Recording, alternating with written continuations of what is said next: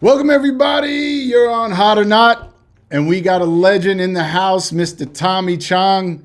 If you don't know who he is, then you shouldn't be alive, basically. Um, so, Tommy, oh Yeah. man, I got so many questions. But you're a living legend. You're in so many cult classic films. You're cameoed in a bunch of stoner flicks. You've done voiceovers in some really big blockbusters like Zootopia. Most people know you in the Cheech and Chongs. I mean, what's your secret to success or secret to just staying relevant for so many years? I mean, from the '70s till today. Well, when people ask me what my favorite strain is, and I got a stock answer, and it said, I haven't found it yet. Wow. Well, that's the same thing as my career. I really haven't found what I'm really good at yet. I'm going to try everything until I find it. And then when I do, well, then I probably won't even know it. I mean, that's a good answer. It keeps you bubbling, keeps the blood flowing. I guess you always seeking out that Yeah, next. yeah, yeah. I look at life like climbing a mountain. You know, like a lot of people climb a mountain to get to the top, and they go as fast as they can because the only, I guess, motivation is to beat somebody else. Well, with me, I'm not a jogger. I'm a stroller. I like to stroll, and climbing a mountain. If it looks too difficult, then I'll look for an easier way. You know what I'm saying? Gotcha. And so I like to enjoy my life. Which is why I was late for the podcast today because for some reason, I guess it's age, but I think I've reached a point, where I wake up and I go, oh wow, I'm awake and I'm still alive, you know, and then what am I going to do today? What adventure am I going to go on today?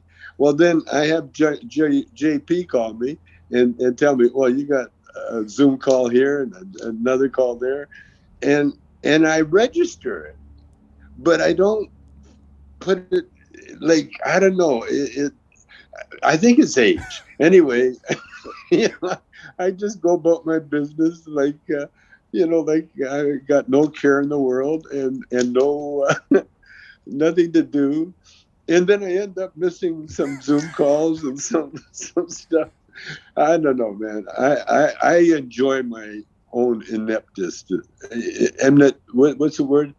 Ineptness. I enjoy Hey, it. it's great, and it keeps you smiling, laughing, and it just keeps you going. I love it. I love that Yeah, attitude. yeah, yeah. I tell I do a lot of cameos, and I tell people, that I found that if you're in the moment, it's almost impossible to be unhappy. You're only unhappy when you're living in the present, or no, I mean living in the past. When you're remembering some sad thing or some tragic that happened, and you keep revisiting it in your mind, or you're worried about the future. Oh, like I get a big kick out of watching the news, when they say, well, uh, climate change, and if it's the fish are the ocean's too hot for the fish, and you know and stuff like that. It just cracks me up because people take on problems like they can do something about Right. it. Exactly. Like worrying is going to make a difference. Right. You know, I have the same thing. and yeah, and I'm just in such a state of bliss that it's almost dangerous. You're funny. Well, you're still here, so you're dangerously here. Yeah. We appreciate you. I'm just curious. You've branded yourself so well as a stoner. How Yeah. do you feel about getting typecasted as that? Did you ever have any desire of have a different role, or you don't mind just being yourself pretty much in every flick you're in?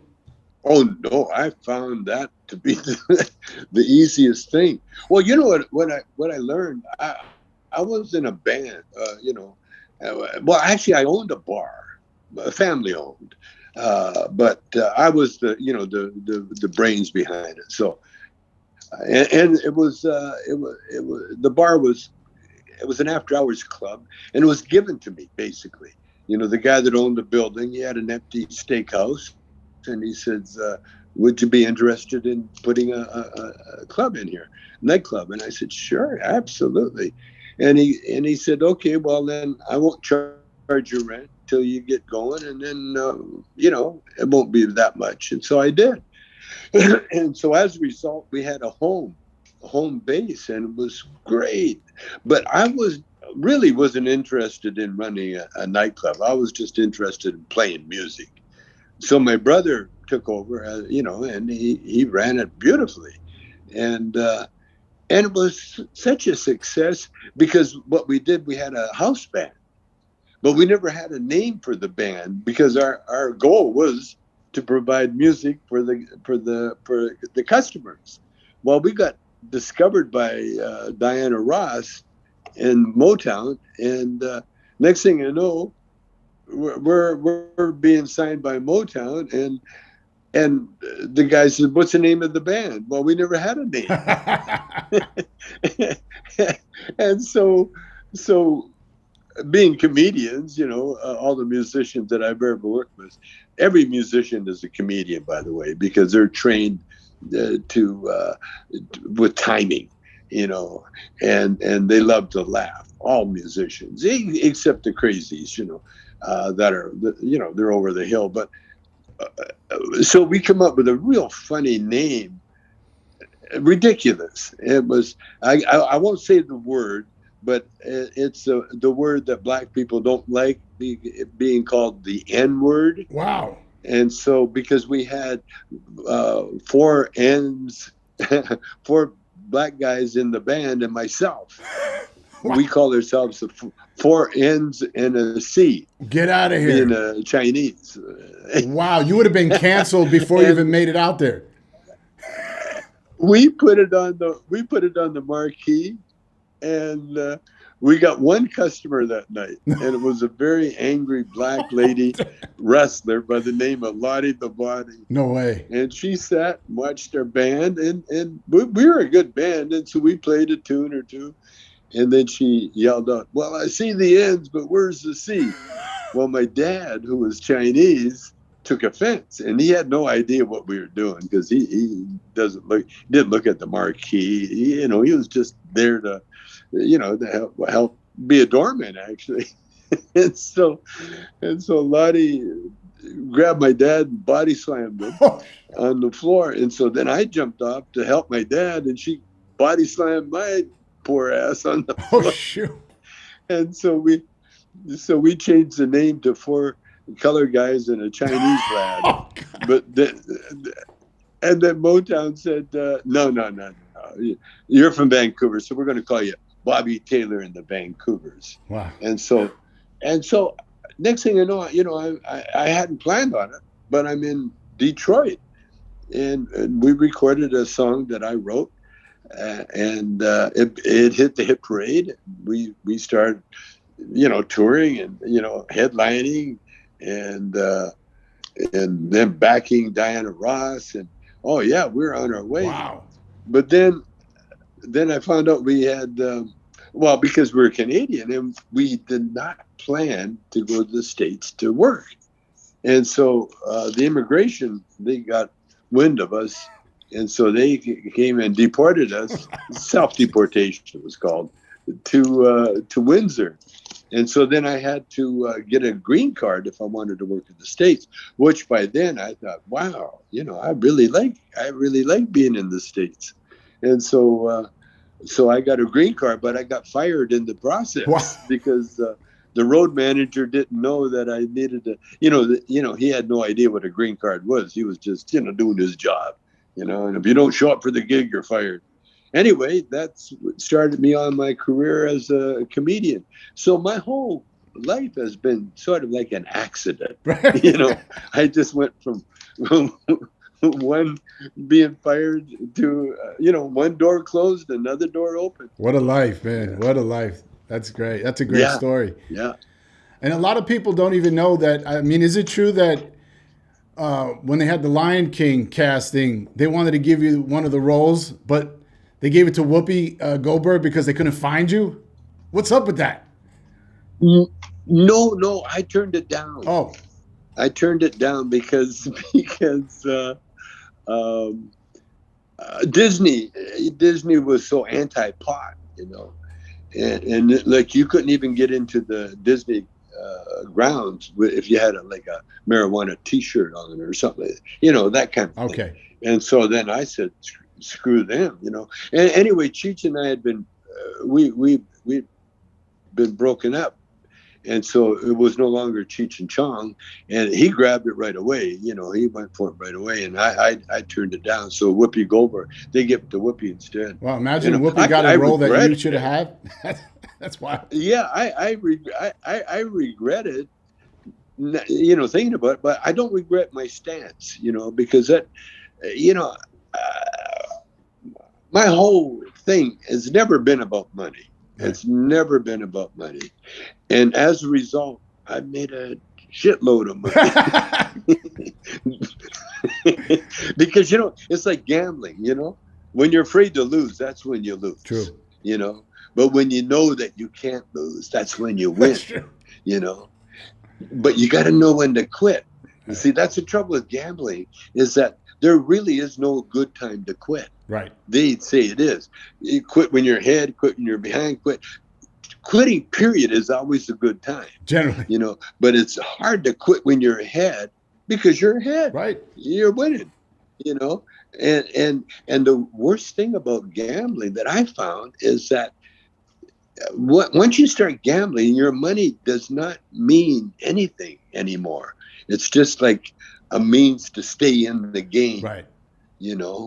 It loses its value until you sober up a few days later and if somehow you manage to hang on to some of your winnings. But even that, it's dangerous. Wow. Because then you feel that you found a way to make money without working, Right. And that's dangerous. That's scary. And that's dangerous. It's a trap. Yeah.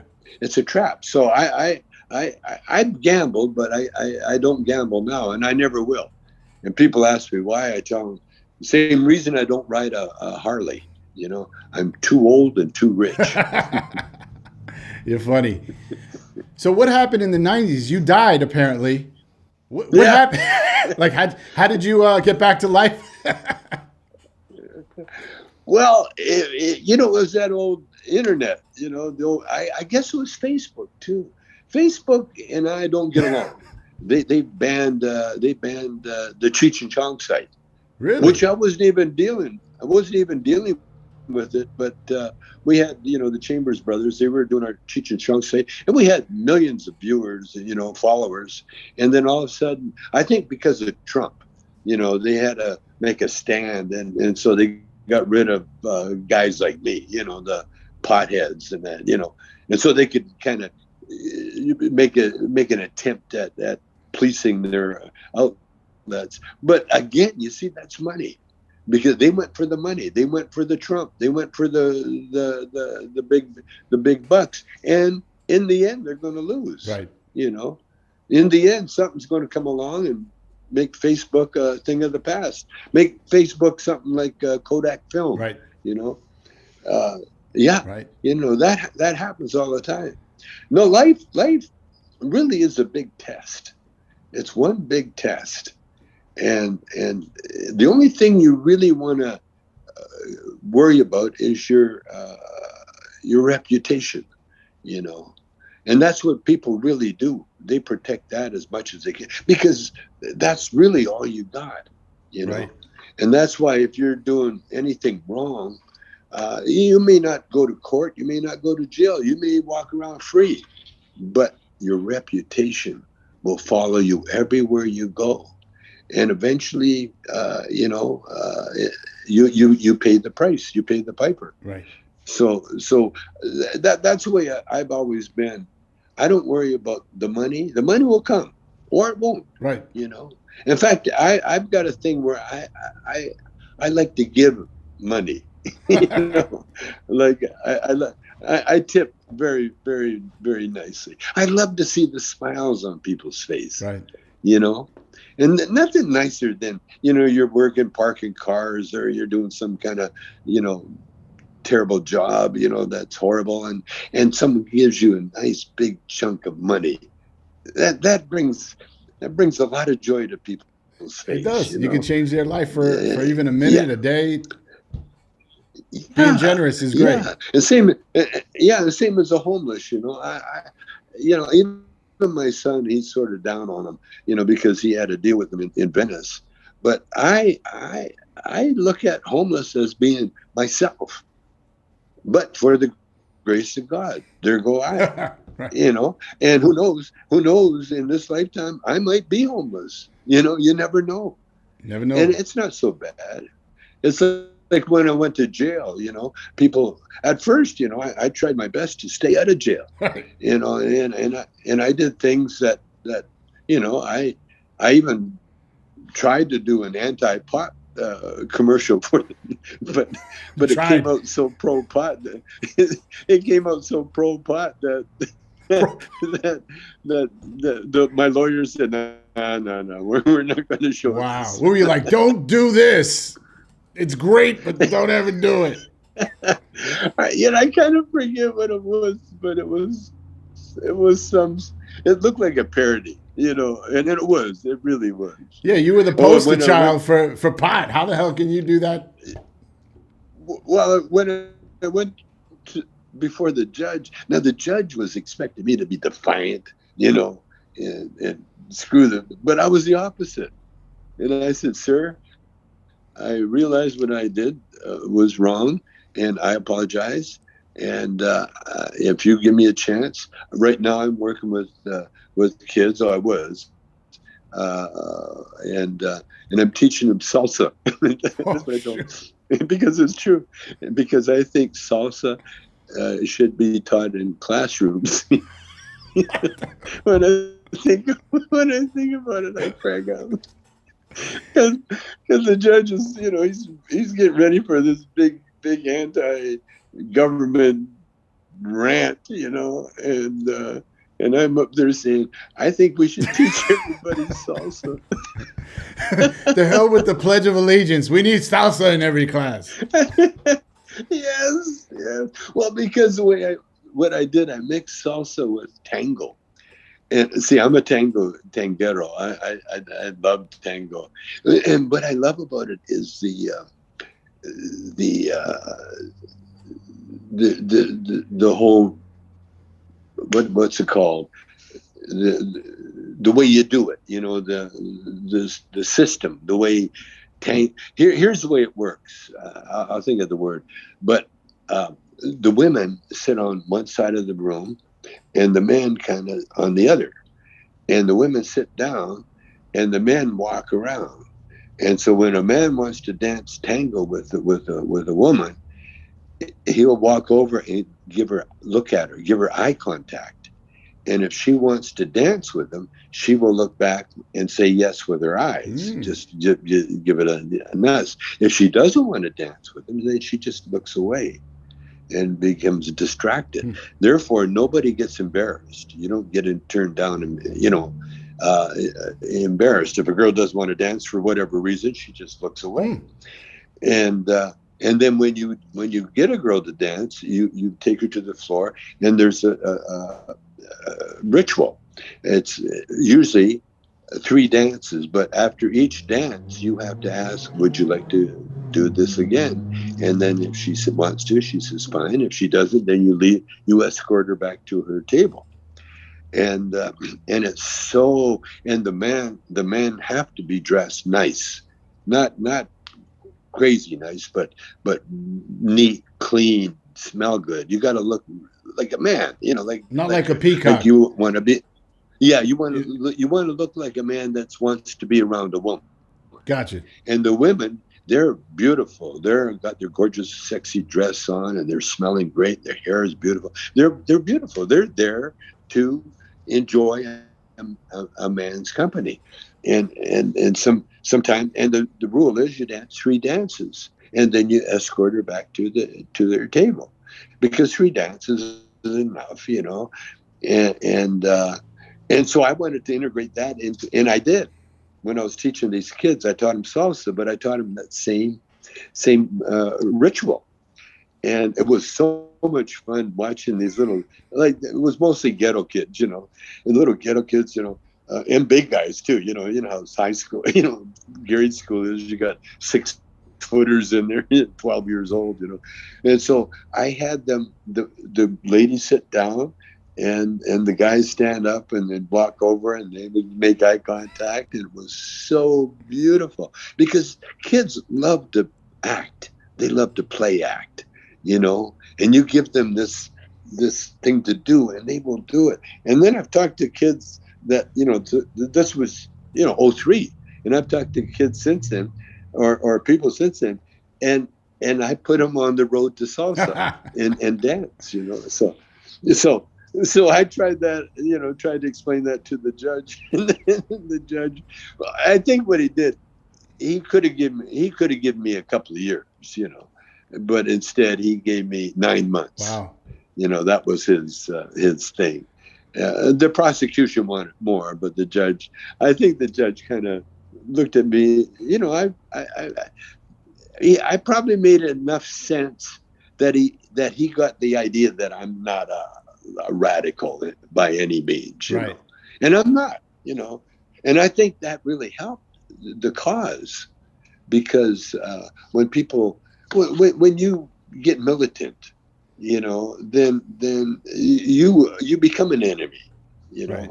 But when you're like me, and when you just want to help people, then they don't know what to do with you. Right. You almost like a martyr. And they didn't know what to do with me. Yeah. Well, when I went to jail, I got treated so nice. I mean, even the warden, like I was in a camp behind the main prison, but I had free run of the prison because of who I was, and so I could go anywhere. And at one time I was in the garage area, and where the warden would come and get his car service, because he was the warden of the big main prison, where the language was Spanish. They had really a lot of tons of Spanish Mexican, and so I met the warden, and he was real nice. He shook my hand. He said, "Oh yeah, you're our famous prisoner. Oh yeah, it's nice to meet you, Tom." And then I tried to get a kiln, because I'd been making clay bombs in prison, and I wanted to fire them up. and I heard that through the grapevine that they had a kiln that wasn't being used, but that was too far. And the warden says, "Well, I'll see what I can do about it." But I knew right then, no way I was going to get that kiln. Wild. But I was treated really nice. We even did a filmed a documentary. Really? In the prison. Wow. Yeah, well, the warden was nice. He said, "Sure." We got to use, well, it was the camp supervisor. We got to use his office while we're filming and did the interview. And then they had one of the CO, the lady that was kind of in charge of me, she sat in on the interview to make sure that, everything was proper. But I had so much fun because you're shooting a film, right? And I'm in the warden, I'm in the warden's office, and I could hear them walking around outside. And even though we didn't need quiet on the set, I yelled, "Hey, quiet on the set." And I got the warden tiptoeing around. No way, that's funny. It was great. Man, you make lemonade out of everything. That's great. Yes, that's what you do. Oh, that's what you do. And I changed lives too, because I was giving I Ching readings we had the native Indian grounds where they had an Indian sweat lodge, because federal prisons, the natives are allowed to have their mode of worship, and the sweat lodge was the Native American way of their church, and so they mandated that we have a sweat lodge, and Wow. that's where I hung out most of the time. That's great. Even one time, my wife was visiting me, and I said, "Honey, I got to cut the visit short because I got to go work on the sweat lodge." And she got a little pissed because she had to drive 2 hours Get out of here. to see me. 2 hours to see me, and then all of a sudden I cut the visit short. You're like, I'm too busy, and you're in But jail. yeah. Oh, we had, even visiting, we had a lot of times because I hooked up, with my mostly bikers. They were mostly peaceful bikers, and this one taught me how to do time. We become friends, and the way you do time is you play games. You are constantly playing games and card games. We had a game called Casino. And my wife and my son, they both got hooked on the game. And so they come to visit me, and next thing you know, it's okay, get out the cards, let's go. Get out of here. We'd spend the whole visiting time playing cards. That's funny. Yeah, it was. Yeah, we turned it into. I turned it into a very, very positive thing. You did, and I heard that you bunked up with Jordan Belfort, the famous stockbroker. I sure did. And you're a big part of one of my favorite movies, The Wolf of Wall Street. You pushed him to write the book. Yeah. Well, he was writing a book, but I helped him, get his priorities together. See, he's, he was a professional con man, with that's why he's in jail. But he made tons and tons of money, and so when he didn't have to go to jail, he was like Cosby in a way. He had the right people paid off, and so but he messed up and he ended up in jail. But he didn't, he was still had that attitude, which all criminals have, which is this sort of defiant, screw the system, anything goes kind of thing. And so when I was writing my book, and so he sat down and he wrote a couple of pages and handed it to me. What do you think of this? Well, Jordan is the genius. There's no doubt about it. Like most con men are. They have a genius, but they just got a missing app somewhere along the line. And so he wrote a couple of pages, but he copied Tom Wolfe, Bonfires of the Vanities. Oh, no. Yeah. Word for word. I mean, he's got a photographic memory. That's what these geniuses have. Wow. And so I told him, he said, "What do you think?" I said, You didn't write shit. You just copied somebody else, Tom Wolfe. See, that's how I helped him. Right. You made him, you gave him the truth. I gave him the truth. I said, "No, you didn't write shit." And then I went back to write my book. And so then so what do you think? What should I write? Then he got very humble, because that's what you got to do with these guys. You got to knock them. Yeah, that's what you do with You called him out and you gave him the truth. Because once you challenge him, I call him and he said, "What should I write?" I said, "Write those stories you've been telling me every night. That's what you want to write." And then I give him a hint. I said, "And if you're going to describe something, make it the biggest." I call it the most of rule. It's got to be the biggest. Like if you're going to get high, you got to get higher than anybody's ever gotten in a lifetime. And well, like Cheech and I, when Cheech eats some pills, I say, "Oh man, you just ate the most acid I've ever seen anybody eat." You know what I mean? You're wild. And it's a movie. That's what you got to do. And so he listened to me. He did. And then his writing was so smooth after that. He didn't have to think about it. You just have to remember all the crazy stuff and that movie in the book just touched on a fraction of his life. I can't imagine. Yeah, I can't imagine that. And I'm looking forward. Yeah, I'm looking forward to another, but maybe not now because he got out and he's started, right back making a ton of money, like only Jordan Belfort could do, That's right. and that's what he's doing now, there might be a documentary about Jordan and That'll be in great. that one period. There's people talking about it, and that would be great. That would be It fun. would, because you guys are almost like opposites in a way. Yeah, we were. We were. So tell me, In fact, I was on a radio. Go ahead. no, I was just curious, like, what are the things that you watch, like on TV and movies, and everyone knows your public kind of advocacy, stoner, peaceful, love. But what are you watching on TV? What do you watch on Netflix and movies? I love documentaries. I love travel shows. There's a Rick Steves. Have you heard of him? Yeah. He's on the KCET, I think, the Channel 28. And any travel show. I just love travel shows.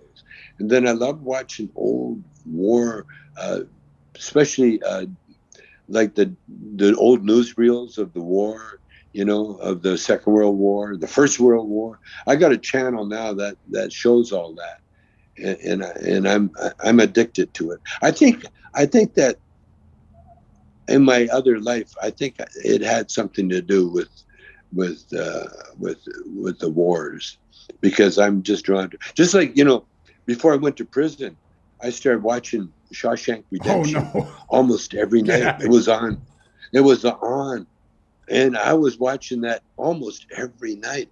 And not only that, but I had a writer that wanted to write a movie for me. And so I said, well, go ahead. And so he wrote a movie about a bong being incarcerated. Oh, God. And it's funny. I can't find it. I've been looking for it because, and this is while the feds were surveying my house, Right. tapping my phone and doing the helicopters over the house and that, spending all the taxpayers' money trying to find, because Ashcroft bought the premise that our bonds were funding terrorists. Oh, God. The proceeds from the bongs, we made billions of dollars from the bongs, and therefore we were funding terrorism. Unbelievable. And that's why they had to break up the bong ring. Oh, my God. You talk about lies, man, lies. Yeah, it was. I forgot the question. Was there a question? Me too. There? I'm going down your road, man. You got great stories. What's one of your all-time favorite movies of all time? It could be a classic, could be new, could be old. I've always said Badlands by Martin Sheen and Sissy Spacek, and it was Terrence Malick, one of his first movies, if not his first. I think I broke the record for watching. Many times I've seen it because I haven't seen it for a while, and I'm kind of like savoring the time when I will see it again. Right. Do you know the movie I'm talking about? I do. So why do you love it so much? Why did that one movie. stand out? It was counterpoint. Like he would play classical music to a killer that was running away with a young girl and killing people on the way. Not killing because he was a killer in a sense that he was poor, uneducated. They didn't say ethnic, being shunned upon, but Martin Sheen is Puerto Rican, and so then it had that flavor too. But then it had this innocence with Sissy. She was a cheerleader, and and the way she reacted to her people being killed, her father being killed, it was like, it was exciting more than it was sad or blaming, and it just, oh, the whole movie. I mean, God, the scenes, when he burned the house down, they had this classical music playing, and then Warren Oates, Sissy's father, he was a sign painter. He was an artist, and so he had a big billboard of art. It looked like a canvas. It was a canvas, and he's out there working on his art, and so it had art and classical music and classical acting. The acting was so, the writing, to me, it was like, just put you into their head, Right. you're riding along with them, and you're kind of rooting for them, So that's the irony. whether, I mean, this guy's a Right. serial killer, and you're rooting for him, Right. and you understand the love that he has for the young girl. And then the law enforcement, when they caught him, they were depicted as like hunters, after a prey, and even them, even that they had respect for Charlie Starkweather, I think was his name, for Martin Sheen's character. They had respect for him, Right. And he had been in Vietnam, and like, at least in the movie. And so when they were chasing him, he had all these Viet Cong sort of tactics to ambush his people. So it wasn't that typical Hollywood, they're running and, oh, we got to get over here, like, no, this is the guy, he's being hunted, and so he's hunting them. Right. You know what I mean? Right. It was, and right up to the very end, there was nothing in that movie that allowed you to go get a popcorn or get a drink or take a leak or anything. I could not leave that movie, and it was a whole experience. The movie, the sound, the music, the story, the photography, everything. To me, it still, to this day, is the most perfect. And it was a road movie too, where they're on the road. Right. It starts off, and then they're on the road. Right. You see, and that's another thing. I mean, that's what, and I don't know if you noticed, but the Cheech and Chong movies were so influenced by that mindset. Right. Especially and then Terrence Malick, every movie he made after that, what's the Days of Heaven, with Richard Gere. Oh, another classic, beautiful, everything Terrence Malick's done. And then he made that Vietnam movie. Another one. I haven't been able to study it as much as I did the Martin Sheen, the Badlands, because there's a thing about war, but this is a kid that Martin Sheen's character could have been me, because that was the kind of education I had, right? And he's in a stock market, like he's got no, like stock markets, you got no respect for the dead cow. He's standing on the cow, He's like. I've grown up in the country, and I know that feeling. A carcass is a carcass. And I've been with in the country boys, and one of the things they did in Calgary anyway, coming home, was to kill gophers. Because the gophers overran the pastures, and they were dangerous for horses. Wait, gophers? And so gophers. Like, I thought you said golfers. I thought you were killing golfers on the golf course. Gophers. Gophers. or what do they call them? Like little squirrels, kind of thing. What do they? Right? What's it? From Caddyshack. Ground squirrel. Okay, gotcha. Ground squirrel. I'm like, That's what. Whoa. That's what they call. Gotcha. Yeah, I've seen them. I've seen the older kids kill them. Wow. In fact, I had a BB gun one time, and that was my sport. Would we go out and hunt gophers with BB gun? And kill them with Wow. a BB That's some with a country BB gun. I stuff. didn't get. I was. Yeah, I didn't get a lot.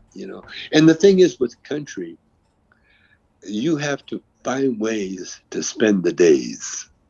You know and like you're in no hurry to do a whole lot of things. No, I heard about cow you know, tipping. What's up with that? so- Did you guys do that?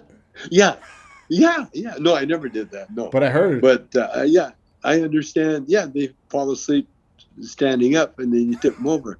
That's wild. uh, no, it's just my upbringing. It's the way I was raised. One thing about being in the country is that time you are aware of every bit of time. Like mornings can be real long. You know what I mean? Because you don't have any robotic thing to do in the country. Right. You got to feed the animals. You got to be present. You got to know what you're doing. You know what I mean? Right. You can't just put something on automatic, and that's what the country people are, because I guess we're always in the present, unless you're dreaming about some girl or There's that. or some faraway places that you'd rather be, daydream. Yeah, lately I've been really reminiscing about my early life. It was idyllic. It was I couldn't ask for a better childhood. No, that's great, man. You got some stories. We need to do a memoirs on you Yeah. and your whole life. I've done it. I got more to do for sure. Yeah, because of the pandemic, Cheech and I quit performing because of a lot of reasons, but mainly our audience was there's so many Trumpies that it got a little scary to be on stage. They were laughing and cheering at the wrong spots. Wow. Are you working on anything lately, or are you just taking it easy? Do you have any productions coming up? We got a lot of stuff. I do cameos. That's like birthday greetings, and I get as many as 20 a day sometimes. Wow. So that keeps me busy. I do these podcasts. We got my daughter and her guy working on a documentary that's should be finished by Christmas, maybe sooner. We've got my son's showing a movie that he's producing. It's a Cheech and Chong movie, but it's more of a dramatic movie at the end of our lives. We got that going. I've been doing a lot of art, like cartoon drawing. No, I've been busy, and I got a nice camera. I'm just looking at it now. Yeah, my son went, "What do you want for your birthday?" And I said, "I want a nice camera."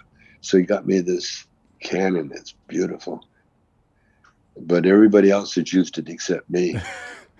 I got pretty bad eyesight, so. But I'm going to start dealing with it. But my grandson shot a little video for me, and then I'm working with my wife on TikTok. We're really popular on TikTok, and I'm looking forward to be doing some kind of. I guess we'll do a special, Tommy and Shelby special. Wow, what are you doing on TikTok? Because my wife is. What do you do? Like what kind of skits, or what are you doing? Well, we're doing little funny little like 30-second or 50-second bits. Okay. Just tiny little things. Everybody's got that short attention span. Right. Yeah, I have it. I'm on my phone. Well, let's see what's on Twitter. Okay, let's go. You know what I mean? We go back and forth. I don't do Instagram. I don't know why. I don't know why. I'm too busy with cameos and stuff like that. No, I'm busy. I'm as busy as I want. Wow. It's But and I got a little poodle, a little dog that he's my guy. He's my guy. I had to leave him to go up to Washington. I did some in-store appearances. Oh yeah, and I do that. I do in-store appearances in the pot shops. You know, people buy my product, and I sign stuff for them and just talk to them. I like one guy says, "Are you going to do a talk?" No. I said, "Wow, it's interesting." You know, because usually, you know, they sign autographs. It's a meet and greet, you know? right. But yeah, I've been doing, especially with the cameos. You know, people ask me to cheer someone up, or you know, give them a little birthday shout out. You know, and they're always ex-pot heads, or they grew up with the records. You know, Tell me or about. I now mean, it's you're a big I, entrepreneur. I mean, you started you had a business. I mean, that's when you got arrested for that, whatever, the bongs. But yeah, the you had bombs. Nice Yeah. Streams Enterprises where you were like one of the first guys like commercializing paraphernalia, I feel like, CBD. and CBD. Oh yeah. Oh yeah. Yeah. We're right into. We're doing really well. God, in some places we're in Walmart of all places. Wow. Yeah, and Walmart. Cheech and Chong apparel. Cheech and Chong apparel is selling in Walmart. Yeah, and all over the place. Yeah, I'm trying. I would like to be richer than Bezos. You know, Amazon guy. I would, because I would show these guys how to use your right. money. They obviously don't know. You know, what's he buying, a boat? He's going to space. He's making spaceships right now, I think. Yeah, that's what I mean. They go to space. I'm so stupid. People ask me, you know, but what do you think of UFOs? I said, well, you know what a UFO is? It's a drone. At this That's point, all it yeah. is. It's a drone. Because if you're that evolved, you're not going to cramp yourself into a spaceship and you go. I mean, you're probably the most useless piece of equipment on a Yep. spaceship, a human being, because the only thing they're going to do is you got to find a way to have them pee, have them breathe air. You know what I mean? You have to do all these things. And what good are they? Are they going to remember anything? Are they going to photograph anything? No. Are they going to measure anything? No. All they're going to say is, wow, it was, I floated around, I was light. You know? And then they're going to go, yeah, it's in the books. I'm the first guy that rode 4 minutes into space. Who really gives a shit? I mean, think about it. Who really gives a shit? And same as Bezos' boat. Now, I don't give a shit how big, we got those. They're called Right. freighters. Right. You know, they're useful. They carry cargo. Right. You know, when you look at those billionaire boats, you know what they got? They got a tanning section Wow. where you can sit, you A know, bowling on a alley. lounge and get some sun. Yeah. Oh, a bowling alley in the middle of the ocean. Oh, how about a fishing rod? Right. The nuts, you know. How about some gauges to? How about, you know, going around and figuring out what to do with the garbage that's in the Right. ocean? You know, how about that? You know, you got a suntan. In fact, at your age, you don't want to be in the Right. sun. You know, and if you want to go to, you know, Cannes or something like that, you don't have to go in a big fucking boat. No. You know, you know, you can go in luxury, or you can have, you can watch on TV. You can watch Rick Steves and really enjoy and see stuff that you'll Right. never see on your own. It's true. You Now know, there's just It's No, I just mean clout. these guys. That's It's what I really want just to do. clout. Who's richest? See, Who can do see it? I just want. Yeah, yeah. And it's like, who can be the dumbest? That because that's really what the contest is. Who can be the dumbest? It's wild. Yeah, going into space, and then Branson has to be the first. Now who's going to give a shit? Maybe Jeopardy. Years from now, they'll say, "What millionaire was the first to go Right. into space?" And then I don't know. It was Richard Right. Branson. Oh, okay. Next Next question. question. It doesn't mean shit. That's what I'm trying to Right. say. So if I can, with my CBDs, become the rich as wealthy as these guys, man, I got so much I want to do with the money. I know what to do. I know how to, for instance, I know how to solve the homeless problem. You know how do you do that? You build homes for them? With a movie company. No, with a movie How's company. that? Okay, the movie is going to be, and I'm working on this. The movie is going to be over a span of 10 years. I'll start small, 10, but it'll go into 20. Every area that has inundated with homeless becomes a movie set. And everybody on that set has to be in the guild, a directors guild, carpenters guild, actors guild, whatever your qualifications are. Now, even if you're in a wheelchair and you can't move, you can be immovable extra. You know, you can be in the what do you call it? The people with the disabilities section, but you got to be in a guild. And the reason is because when you're in a guild, in a union, you have health insurance, you have an address, and when you join a movie company and you don't have a place to stay, they provide uh, accommodations. And so everybody in the movie set will be an area of LA, uh, will be will be part of a movie company. Now you have to show up for work. You have to show up for. Now, if you can't do any of that, and say you are mentally you have mental problems, any kind of health problems, any kind of thing, then you are, because you're in the guild, you have the hospital coverage. You have all that coverage to take care of your medical needs, be it big or small. They're all going to be that. And so what happens when you do that, you create employment for everybody. And then and when you have to place to stay, it won't be a tent on the street where there's no bathroom facilities. It will be in a decent place. Now, for the nomads, could be trailer parks. It could be campgrounds. You know, if that's what you want to do. But every trailer park and every campground has rules, and you have to follow those rules. Now, so you can't be stealing, you can't be drinking, you can't be creating any kind of illegal activities because you're on a movie set and you're being paid.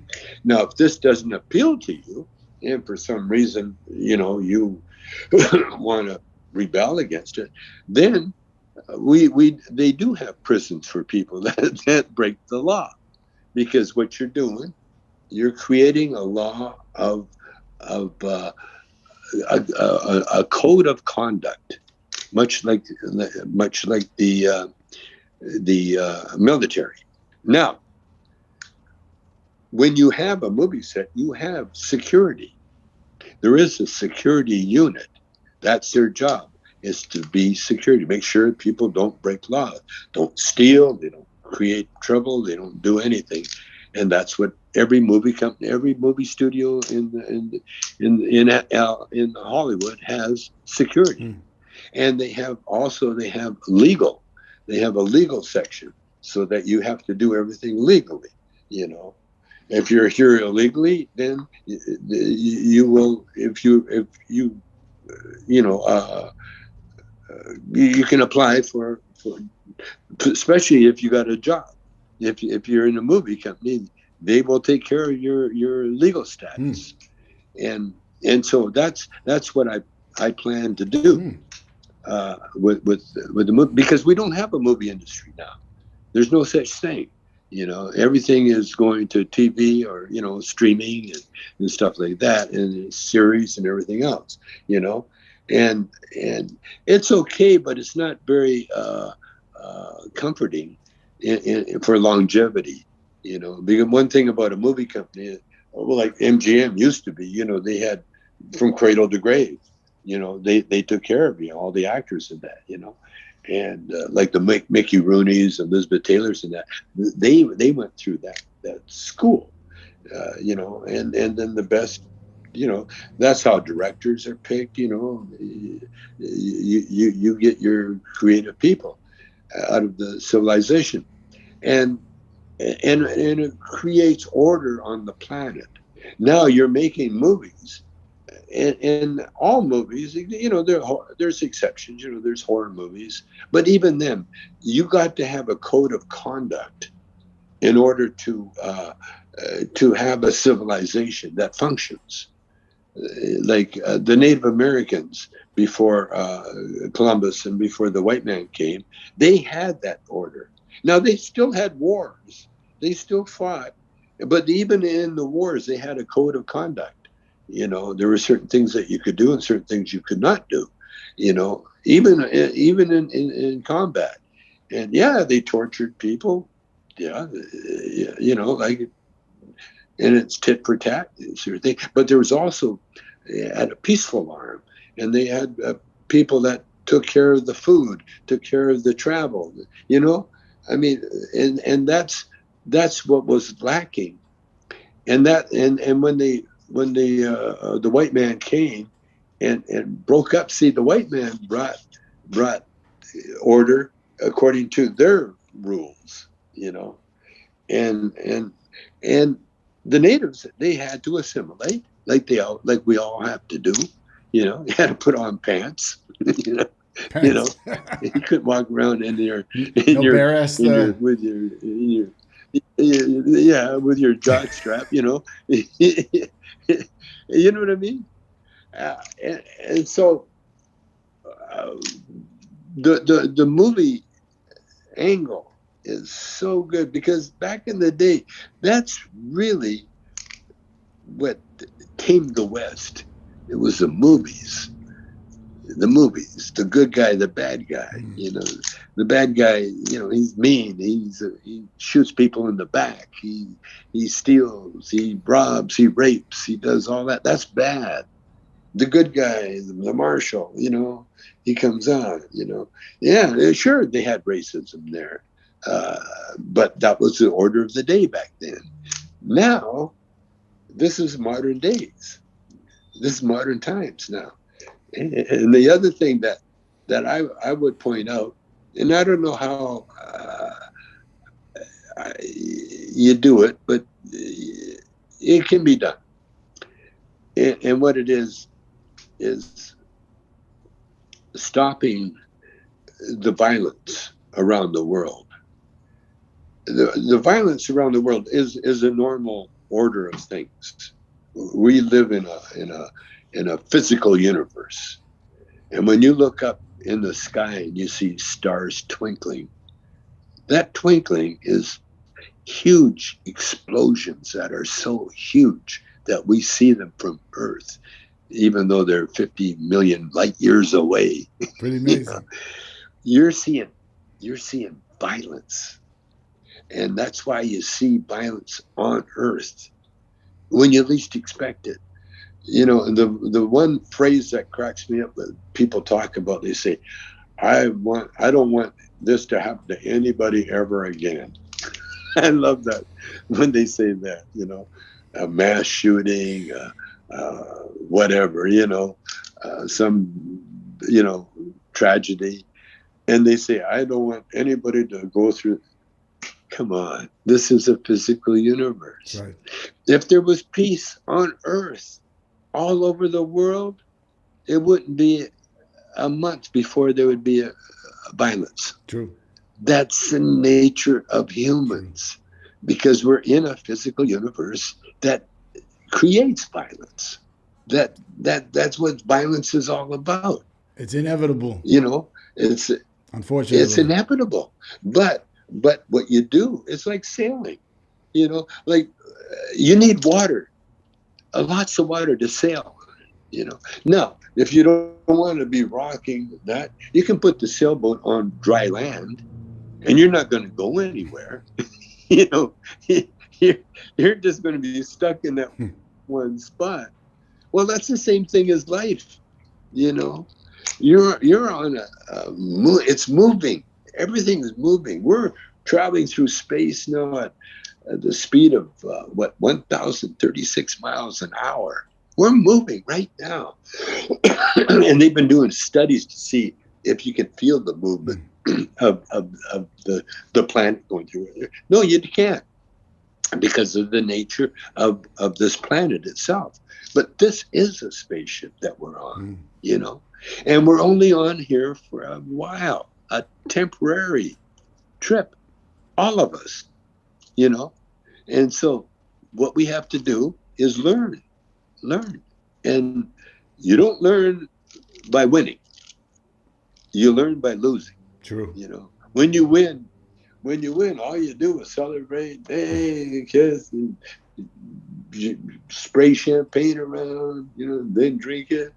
And then you wake up the next day and they go, okay, now what? You got to do it all over again. You're right. Yeah, we learn a lot through losing and failing and making Yeah, corrections and experiencing yeah, yeah, things. yeah. Yeah, it's just like, and by the way, all of this is described in the Bible. Hmm. All of what I'm saying is described in the Bible. The Bible really is a how-to-do book, how to do it. You know, it's our rules and regulations. Now, it's written by writers, you know, and you have to decipher, you have to really study it, and you have to understand what it means. And it's not about money. All you preachers out there that are making a buck off, you know, selling your birthright, you know, it's not about money. And people that do that are going to suffer, because you're creating a horrible. Well, look at the pandemic. You know, the first two things that were to close were churches and bars. Churches and bars.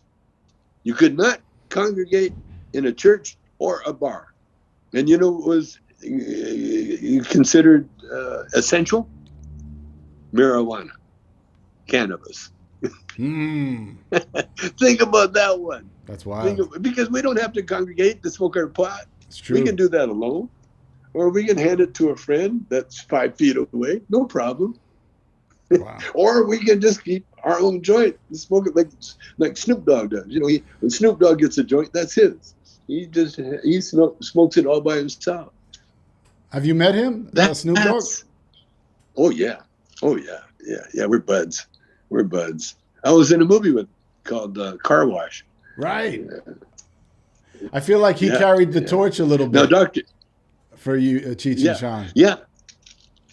Yeah, he does. He did. He had a Up in Smoke tour. Dr. Dre. Now, I was on a couple of Dr. Dre's records. Really? I helped make it a double platinum. Ah. Yeah. I was. What did you do on Dr. Dre's album? I did what Dr. Dre calls do that hippie shit. That's what I did. I did some of that hippie shit. No, I did, hey, are you a real doctor, man?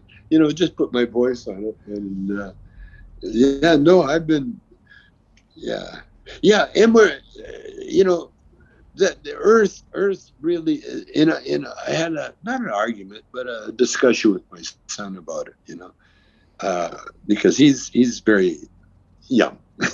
That's how I can describe him. And he listens to me, but he's heard it before. and he's still in the figuring that out for himself stage. So I'm not going to interfere with that at all. But yeah, if I see great future for everybody. You know, yeah, we'll get through this. We'll get through everything. Because we're eternal beings. That's right. We'll always be here. That's right. Yeah. I'm curious before I let you go, because you're the most interesting person that I've ever talked to. But I'm curious. I mean, you put out so many of these products with CBD. You even had like Chong water with hemp. Are you still? Yeah. Do you still have a whole product line like that? I think it fluctuates. It fluctuates. What sells, what don't. Gets put on, gets given away. Do you have your own like edibles or cannabis line in dispensaries? Oh yeah, we have Chong. We're doing a lot of what do you call it? Single joints. What are they called? Just like pre-rolled. What's my brain? Oh, the vapes. Yeah, pre-rolls. No, we have vape. We have Tommy Chong vape pens. We have Tommy Chong pre-rolls. We have and Cheech and Chong. Cheech has his own line. I got my own line. We have everything. What I'm really happy with. I got him here. Oh no, I got him. I don't know where I put him. I'm so disorganized. It's ridiculous. I've got these breath strips that are really good. Let's see if I got one on the pocket, because I always give this stuff away. This is one of my most popular. This year. This one is my own. They make this strictly for me. But what they are, they're little breath strips. Breath is in like to freshen up your breath? Yeah. And this one has it has CBD in it? THC. THC. This is THC. Yeah, THC. Yeah. This is like a joint. Really? So you get the same feeling as or similar than smoking a joint? Better. Yeah. Wow. Yeah. It comes on like a good idea. All of a sudden, like, whoa. and then I have to really have a conversation with myself. Why am I feeling this good? Oh, right. I did it best. My short-term memory, man, it's dangerous now. I swear to God, because I got so much going on. That's wild. And I understand Einstein. He'd lose his glasses because he'd wear them on his head. Yeah, I understand that, man. I lose my phone all the time, and then I realize I'm talking in it. That's wild. But these strips. Oh, what are they called? Like, it'll come on. Oh, they're 20. This is 20 milligrams. They're THC strips. THC. Tommy strips. Chong. And where can you buy them? Where can people buy them? They're in not Walmart shops all over the place. Not yet. We're getting there. You see where the government's going for? Schumer and them are going for the legalization. Federal one, right? They're going to reschedule. Yeah, they're going to reschedule everything. And you know what? People are so negative. People are still feel. I see why people think that Trump never lost, because they've got the same mindset as Trump when he was in prison. President. President. It's all negative. Look at that Freudian slip. It's all negative. Trump is all negative, and that's what I found out. What they do, they're not for anything. but they're against everything. Mm. You see, and so people do that a lot creatively too. Especially bosses. Oh, I don't like that. I don't like that. No matter what it is, no, I don't like that.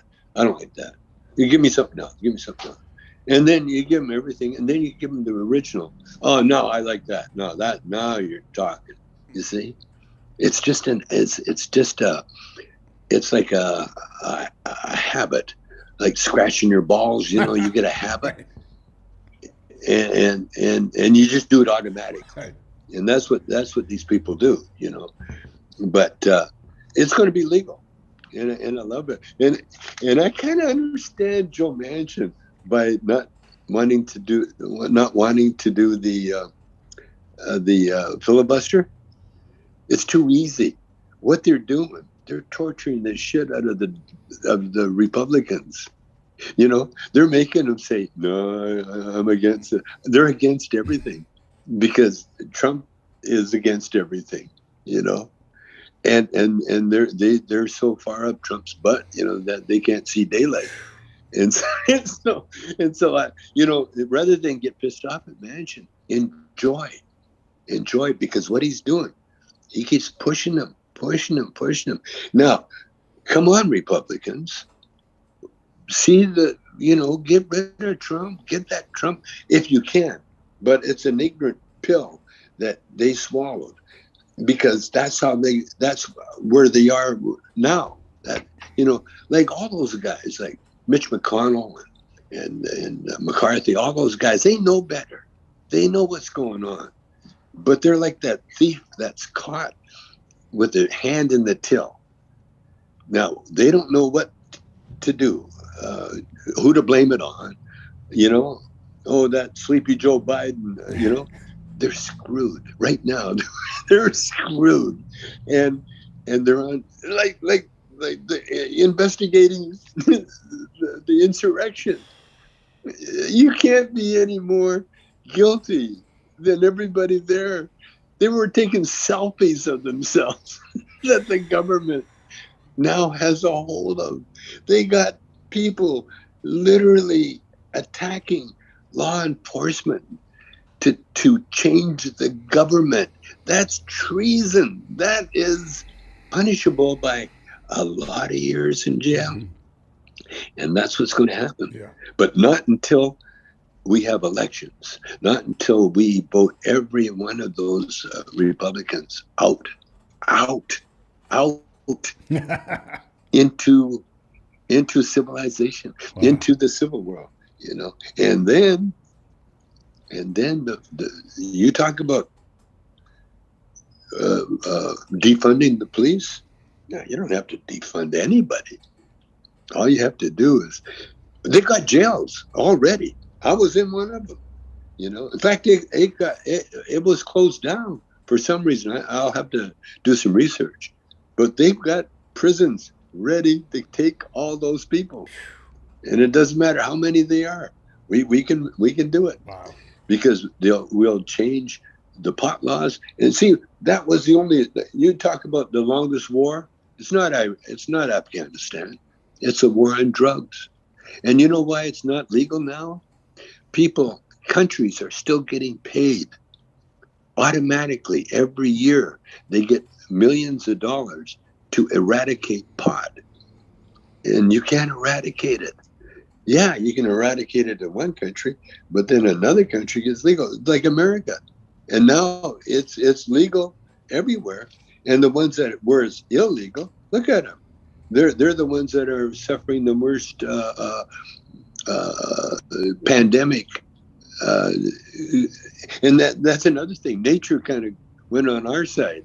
Nature says, "Okay, I'm with you guys." They don't believe in global warming. Okay, watch what we can do. Watch what nature can do. Yeah. So we're on the cusp. And even if it doesn't happen this lifetime, it will happen eventually. Yeah. And in the meantime, you just got to keep the faith. True. Well, man, Tommy, you are something else. You you have a great way of thinking. You're so positive, and I truly appreciate talking to you and learning about some of your life experiences. And Yeah. I really I realize why you've been so relevant for so long. You're just so transparent and you're yourself, and that's I think the secret to your branding is you stay true to yourself. Oh, oh, you deliver. You know, I mean, anybody could do it. Anybody can do it.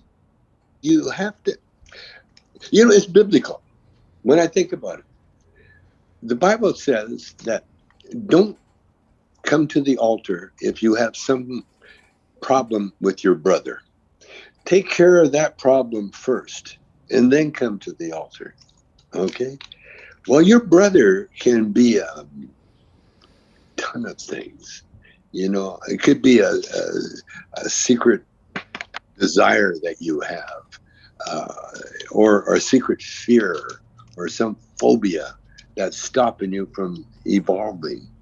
And so what the Bible says, you're going to get all the riches given to you that has been promised to you, but you can't. It's kind of like Tiger Woods. When Tiger Woods was pure of thought, he could not lose. It was only when he discovered his dick Oh, jeez. and what it could do. Yeah. And then his dick took over. Now now look at him. He can't even drive down the road without rolling the car over. I mean, he is totally without that spiritual help. Because what happens, you see, you have to go to them. They're not going to come to you until you're ready to go to them. That's what I mean about if there's anything wrong, get rid of that problem that you have. Now, your brother could be anything, your drug habit or your greed or your fear or whatever it is. You get rid of that.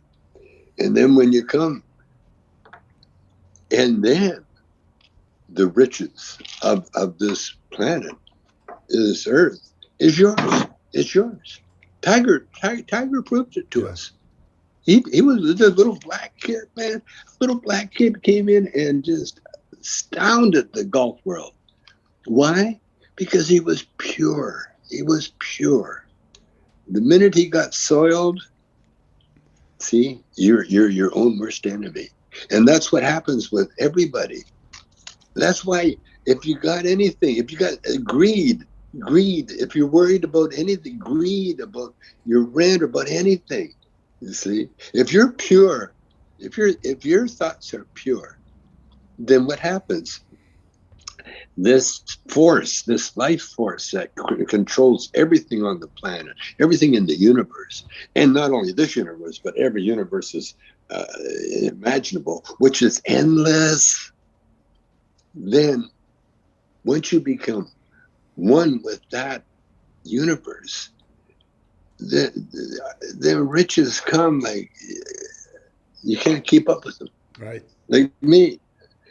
Look at me. I just came back from Washington, where I just did opened helped some sell our product. Some pot shop sell our product.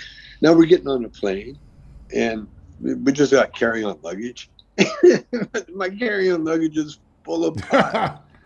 Now there was a time when I would be stuck in a room and they'd be going through my stuff and looking at my butt, all that. There was a time. This time is go on through, sir. Thank you. but you have to wear a mask, and that's even better, because you know what happens when you got a mask on? Anonymity. You don't talk, and so you're on a plane plane load of people.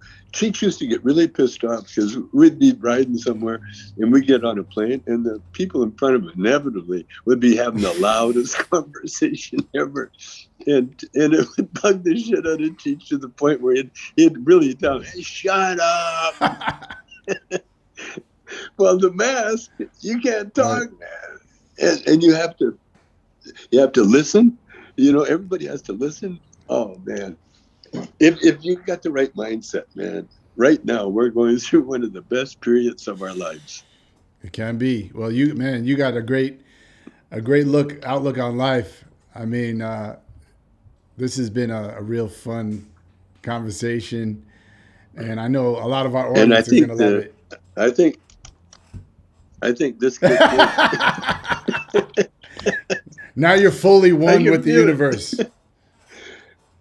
Oh, you know it. Oh no, I can't wait to get out and do. Oh, I got a lot of stuff to do. Oh, I got my camera. Right. I think I'll do my mic. I got a macro lens. Yeah, I'm gonna go out and look at some ants. You're funny, man. Well, Tommy Chong, man. Okay, man. It's been a great pleasure chatting with you. I wish you success and health and just keeping your great spirit alive, man. Thanks for coming through. Thank you. And we'll do it again. I can't wait. Okay? I can't wait. Okay, brother. Take care, Tommy. See you next time. All right. The Biz is here.